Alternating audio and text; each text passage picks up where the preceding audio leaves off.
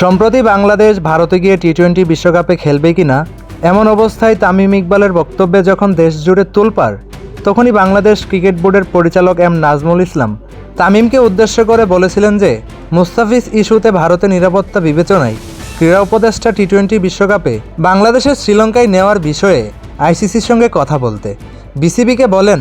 এতে পররাষ্ট্র উপদেষ্টার সমর্থন ছিল। এমন সময়ে দেশের জনগণের সেন্টিমেন্টের উপেক্ষা করে ভারতীয়দের পক্ষে ব্যাট করেন বাংলাদেশের জার্সিতে 15,000 রান করা এক লিজেন্ডারি ক্রিকেটার।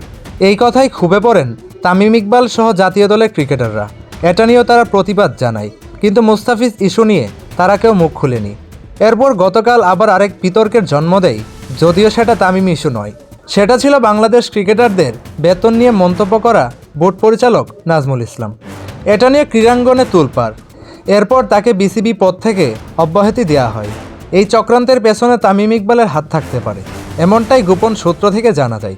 তামিম ইকবাল ও মোহাম্মদ মিঠুন সহ সব ক্রিকেটাররা তার উপর ক্ষুবে পড়েছেন। তার জন্যই তাকে বিসিবি থেকে বের করে দেওয়ার অপচেষ্টা চালাচ্ছে।